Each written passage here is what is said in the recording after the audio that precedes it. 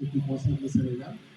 Pour ce qui concerne le Gorée, le code de l'environnement aussi, en tout cas, vraiment été documenté en compte le dispositif réglementaire qui régit en tout cas vraiment une cité vivante. L'amélioration du cadre de vie, on est sur le site vivant, avec des communautés qui ont les mêmes aspirations que tous Sénégalais, vivant en tout cas vraiment sur une portion du territoire, mais qui ont peut-être quand même vraiment la particularité de vivre sur une île à la mémoire transcontinentale, transhistorique et de valeur universelle exceptionnelle. Comment conjuguer, en tout cas vraiment, voilà, comment composer pour que l'île, la vie au niveau de l'île, en tout cas vraiment, permette de perpétuer cet héritage-là. Voilà, de perpétuer cet héritage-là, ça c'est très important, tout en le renforçant. Voilà, ça a véritablement l'atelier, tout en le renforçant. Et l'autre élément est lié aussi à la sécurité. Un autre élément lié à l'éducation. Un autre élément, voilà, j'ai parlé de l'environnement. Ça, c'est différentes dimensions devront nécessairement être prises en compte. Donc, je voudrais vous rassurer par rapport au travail que j'avais bien vraiment de nous présenter.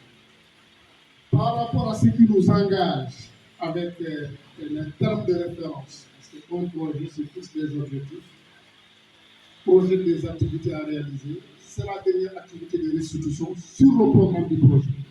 Et nous envisageons d'organiser une autre activité.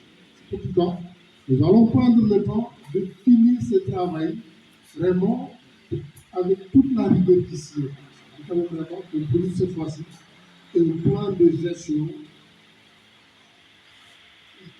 qui soit le nôtre, voilà, c'est-à-dire vraiment tel que nous le voulons, bien orienté et qui soit au modèle. Donc ce temps, nous le prenons pour en tout cas vraiment y travailler et recueillir toutes les propositions. On l'entend. Je voudrais donner juste quelques observations pour arriver à vraiment des autorités qui concernent l'avant-propos. Je pense qu'il y a un changement à ce niveau aujourd'hui qu'il faut noter. Voilà, on avait arrêté que le mot du directeur du patrimoine culturel sera considéré dans le catalogue. Mais dans le cadre du plan de gestion, c'est le mot du ministre qui va intervenir. Ça maintenant évaluer si, dans la configuration actuelle, si quand même vraiment, ce sera le mot du ministre Amadou Ba ou si ce sera le mot du secrétaire d'État Bakary Sall. Mais c'est le mot du ministre. C'est à l'autorité qui va valider. Mais dans le cadre du plan de gestion, c'est le mot du ministre. Ça ne sera pas le mot du directeur du patrimoine culturel.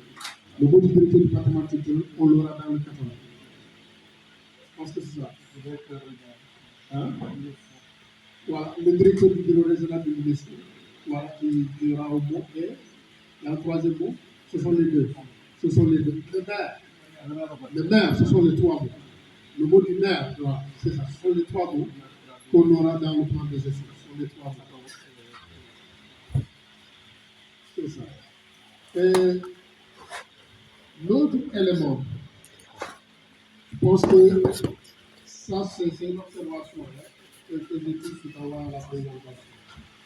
L'ordre des objectifs, tels que les objectifs sont ordonnés, je pense quand même qu'il y aura lieu d'inverser l'ordre. Que le premier objectif, puisqu'on est dans le cadre du plan de gestion, soit la valorisation du patrimoine. Le deuxième objectif, voilà, peut intégrer la protection, puis le troisième, l'amélioration. Je pense qu'à ce niveau, il faut quand même vraiment qu'on contextualise. On est dans le cadre quand même vraiment de la gestion de la mémoire qui est la priorité fondamentale. Parce que l'inscription, le classement, c'est sur la base de l'héritage culturel. Donc, à ce niveau, je pense quand même vraiment, au premier objectif, on doit souligner valorisation, protection, valorisation et promotion du patrimoine culturel. Deuxième objectif, amélioration du cadre de vie. Troisième objectif, voilà, etc. Je pense qu'il faut qu'on inverse à ce niveau. Le directeur de cabinet et la conseillère culture vient d'arriver.